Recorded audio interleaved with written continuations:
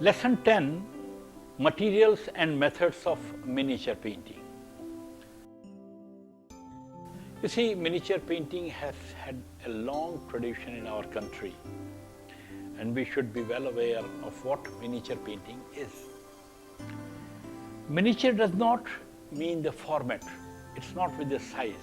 A miniature painting could be as big as this or even much bigger. I have seen the miniature paintings of even 10 feet in the size, in the width. Miniature painting means there has been a tradition which came from Persia, Mughals introduced, and it became very common in Rajasthan and spread in Pahadi hills of India, northern hills of India. And this miniature school of painting means there is a too intricate work. The artist does such an intricate work, he creates the chiaroscuro or the modeling of the figure with dots, which is known as pardas. He uses light and shade. But mainly this kind of painting is based on the line. It is completely linear. Even if an artist is trying to create a model in the modeling in the head, or he wants to make the arms round or body round, then he would use the method of creating the light and shade through the point of the brush. So the main character of miniature painting is that our paintings, our tradition allows the brush to be handled from the point. From the point you do either pointillism kind of thing, or you draw the line. Through that you fill up the entire painting. Whereas in Western painting, it has been the body.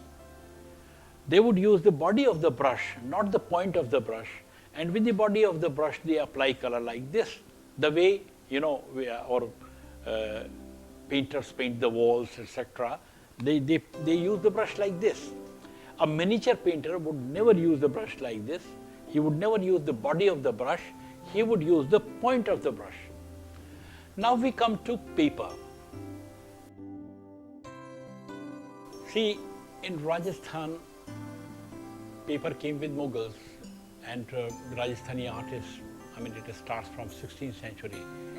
Much earlier, we have few works which historians claim from 15th century, but I'm not convinced, and people do not talk of it. Most scholars, Indians or Western scholars, they always say that the paper was used after Mughals in Rajasthan. So, Mughals brought a tradition of paper making, and we still have in Rajasthan, near Jaipur and near Udaipur. Near Udaipur there is a place Ghosunda, and near Jaipur there is a place Sanganer. These are the two places where the paper for miniature painting is still being prepared. This paper is like this.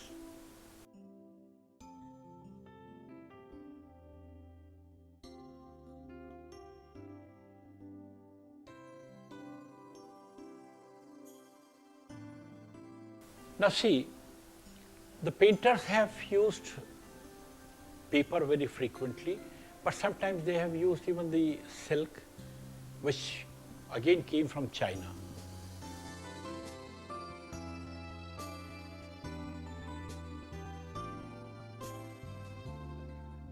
The silk was not very common in our paintings, but cloth was common, because with Mughals, yes, cloth paintings were sometimes used. Paper has been largely used.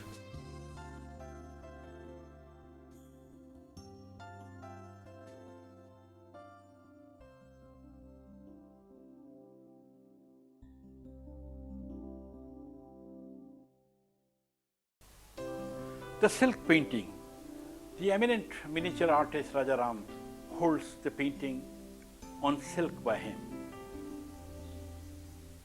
The process of silk painting is quite similar to the cloth painting, with a very little difference of vasli.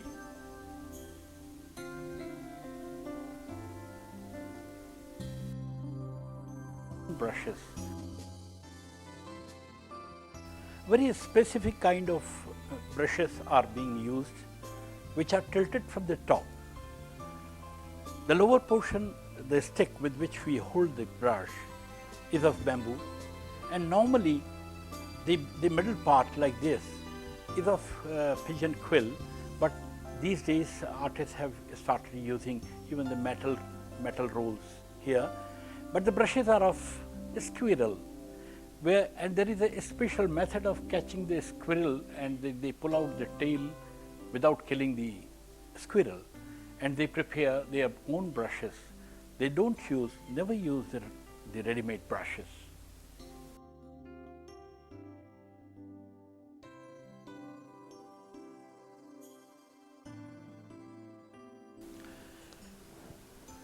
Now we talk about colors employed into these miniature paintings.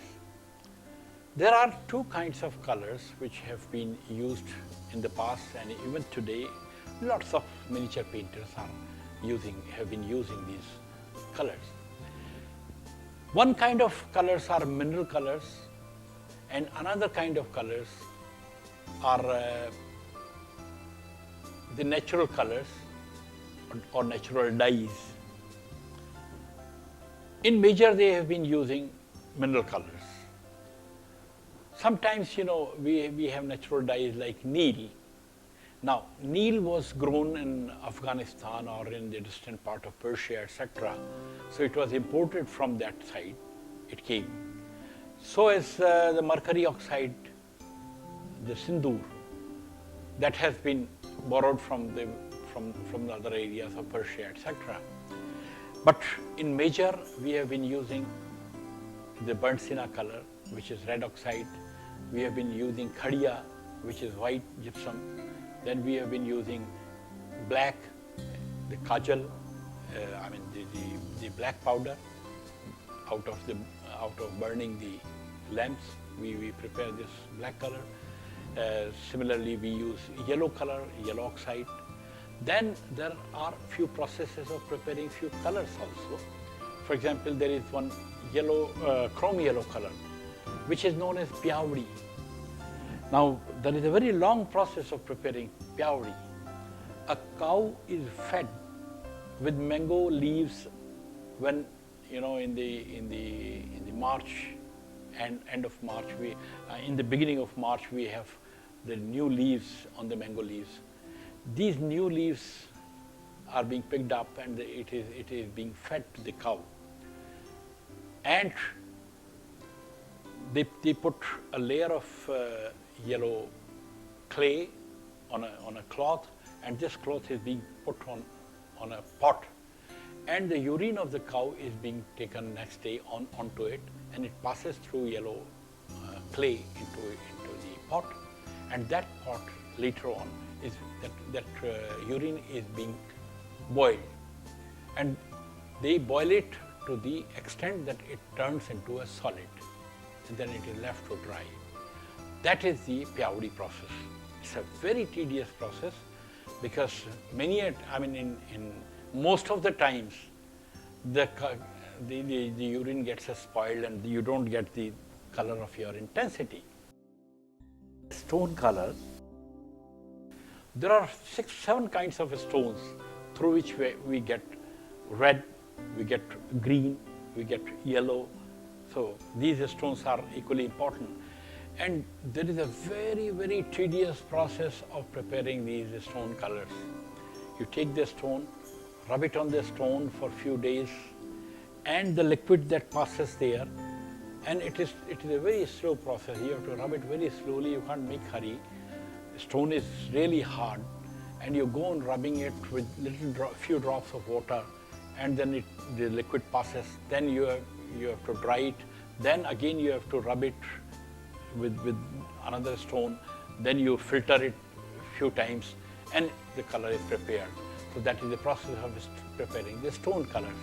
And many miniature painters are still using the stone colors and mineral colors in their paintings. This color is a stone color which is known as mudra siddhi. It gives a tone of almost near yellow ochre, mainly used in the faces and hands of the human figures. This is being rubbed for days together, then the color comes out. This is, in English we call this a stone mention stone, but in Hindi we call it Narangi Bhata. This is again a very hard stone which is being rubbed on the ground with little drops of water, and when the color dries, it is ready to use. Most of these stone colors are being rubbed for a day or for 2 or for 3, and as much as you rub, you get the intensity of color to the full intensity. This is a Singraf stone, and artists call it Hinglu. This is almost rose madar kind of color, which is again a stone color, and artist employs a similar process of grinding it.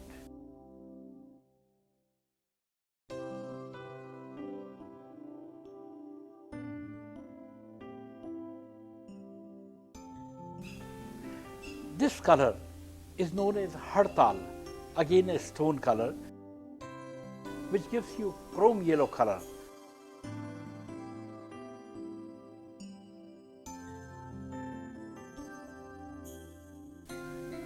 This is gypsum, known as Khadiya here, used for the white tone, but this is comparatively softer color.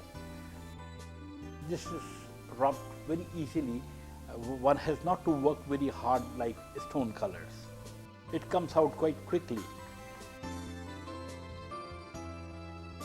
And in most of these stone colors and mineral colors, later on the gum is blended, and gum works as a binder.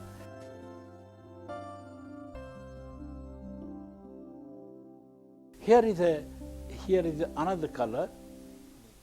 This is Neel, which we call in English indigo. Indigo is being grown on the trees, we have the plantation of indigo. During the Mughal times, it was brought from Persia and Afghanistan. Nowadays, it is quite much available even in the town, because it is being used in medicines as well. This gives us very close to the Persian color, Persian blue.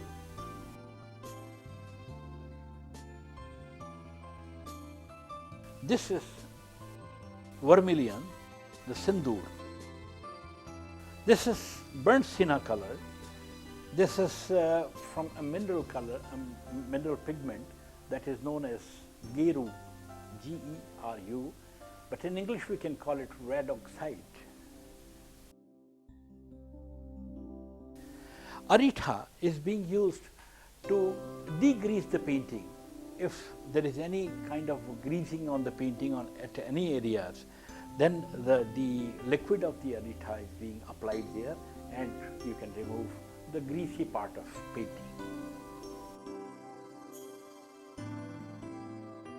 Rasod.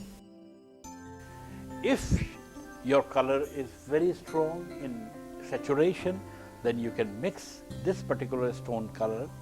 This is known as rasod. Rasod is being blended with water after rubbing it, and then it could be applied on the painting to dull the colors, to reduce the hue of the color. This is gum arabica. Gum arabica is the main binder in miniature paintings. It might have been done on vasli, the paper, or the cloth, or on the silk.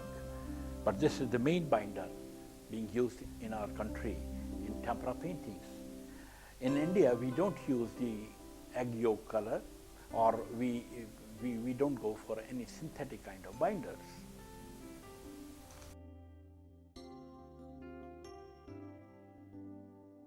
This is known as ranga. Ranga has got lead into it. The metal is there, and it is prepared with saris. The artist would just put this ranga into the water for the overnight, and next morning the binder part or the greasy part will come out, and it will remain the solution like this. Now this solution is mixed with little of gum, and used at the points where silver color is needed. So this works as a silver color in miniature paintings. Similarly, this is a gold color. Gold is always prepared out of the gold leaves. The leaves are being ground with the finger in a coconut shell, and it is ground for quite a big time, a long time, and then gum is mixed into it and being used in the paintings.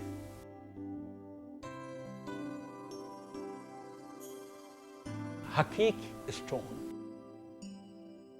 Hakik stone. Hakik is the traditional name in Hindi or in Urdu. Basically, it is Urdu. But Hakik stone in English we can call it agate stone. Agate, A-G-A-T-E. Agate stone is being done highly polished, very highly polished, and it's so smooth.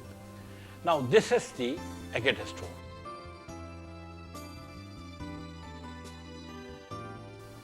And it is fixed into this wooden piece, and when you fix it into this wooden piece, because then it is known as goti. Goti means, in English we would say the burnisher. So it is being used to burnish the painting. You know what happens when we fill up the colors into different areas? The boundaries of your color areas are little up from the main surface. It gets little embossed. Now, if you would be using any line which will be crossing that particular area, will be stuck, and there will be too much of color will spread there. So, this color, this goti is being used to flatten those colors which have been imposed while we are filling up the color. The pigment should not be embossed, because sometimes you are using cross-hatching, you are using such thin lines which run over the forms, and when it overruns on the forms, if it is embossed, then it will be stuck. The color will be stuck and your painting will be spoiled. Lehi is prepared out of your wheat flour, very thin wheat flour, or they sometimes use even arrowroot for it. So this wheat flour is mixed with the water and boiled. So after boiling it, it becomes a lahi. The way we prepare halwa, but in halwa it is more thick. In lahi it is very, very, very loose.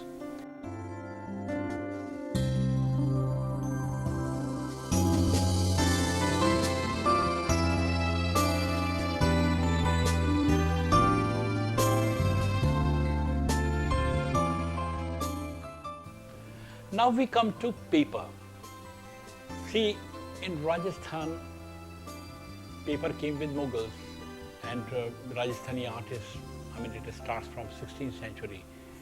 Much earlier, we have few works which historians claim from 15th century, but I'm not convinced, and people do not talk of it. Most scholars, Indians or Western scholars, they always say that the paper was used after Mughals in Rajasthan.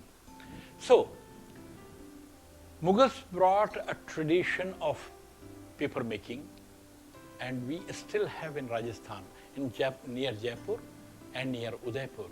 Near Udaipur there is a place Ghosunda, and near Jaipur there is a place Sanganer. These are the two places where the paper for miniature painting is still being prepared. This paper is like this. See, this paper is almost like, a translucent paper, and if you want to paint on this paper, then you have to stick 2-3 layers of these papers on one onto another, and then the final paper, which becomes little thick. This paper is prepared out of the rugs. Sometimes they use rice also, but it is completely an acid-free paper, and there is a big tradition of preparing this paper, and completely a handmade paper. This cannot be prepared by machines. Now, the process of vasli is little difficult. You see, either you use the flat ground or in earlier times they were using the marble slab or something. So on a very polished ground, you just apply lehi.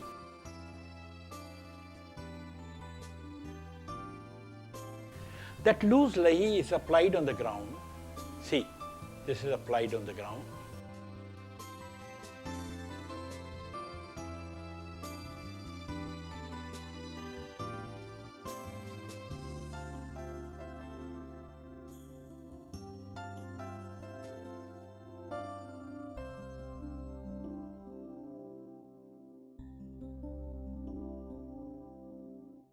Then we put this paper onto it.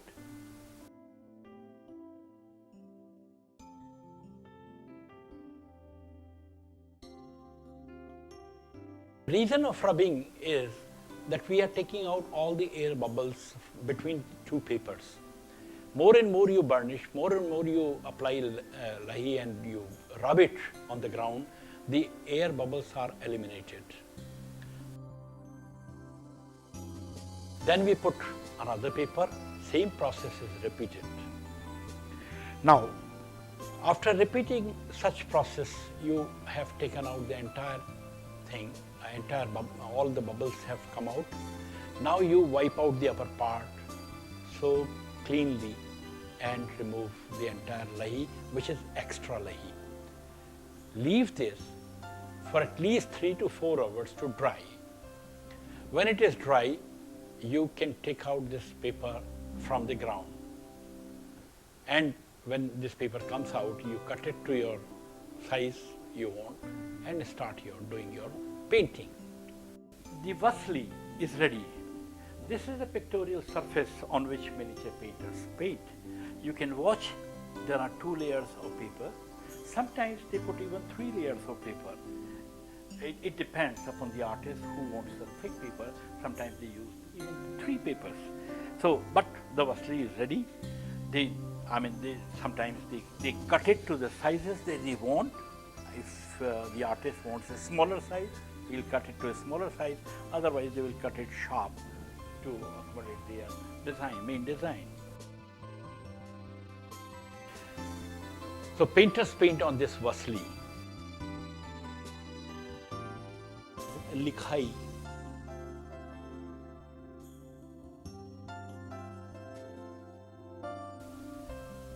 The first part of creating miniature painting is the drawing part, which is known as likhai with miniature artists. So this is a figuration of Krishna drawn on an ivory sheet. This is another example of a drawing, likhai, of Srinathji, done on paper, the paper which we call vasli.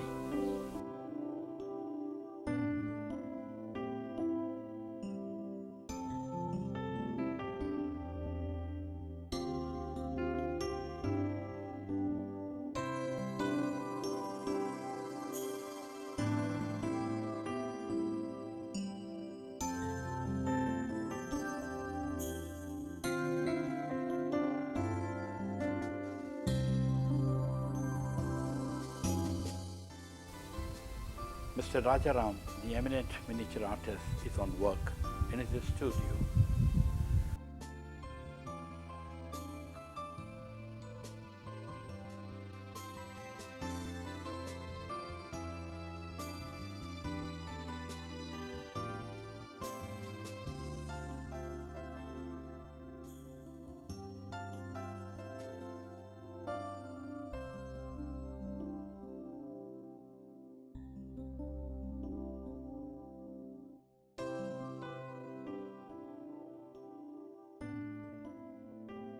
The studio has got lots of pigments kept in the coconut shell, the specially made brushes, the ground balls, which is known as kharal, where the colors are grounded.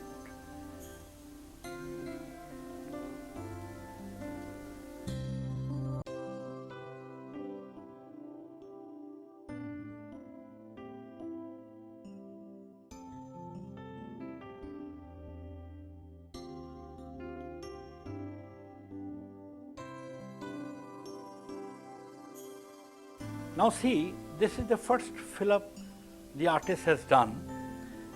Without details, he has filled up the broader area of his painting, and we will be reaching to the finished part, how the miniature painter finishes his work when he starts doing likhai.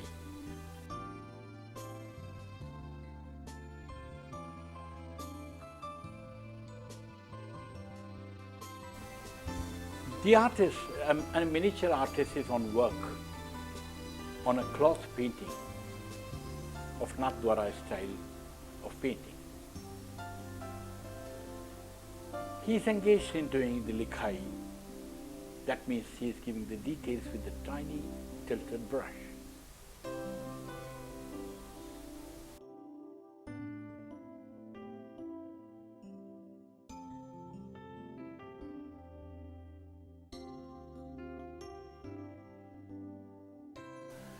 The artists have commendably used the gold color, and there is a wonderful process of preparing the gold color.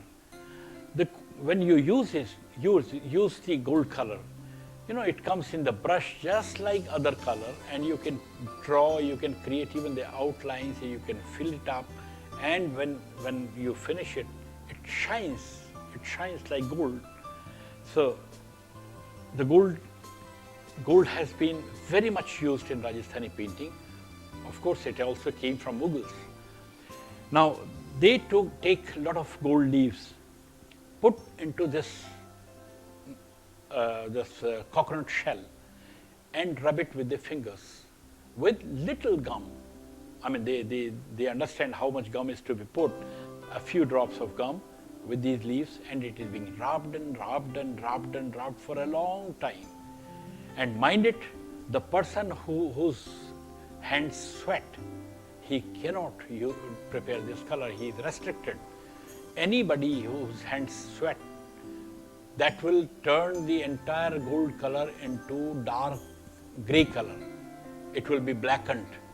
So, never allow a person to grind this color in the coconut shell whose hands sweat. And this is how the gold color is prepared. And it is again a hard process. And here is a finished product. It's a finished painting, beautifully done, of Shinaji with all delineations, very intricate working, detailed working with all softness. Thank you.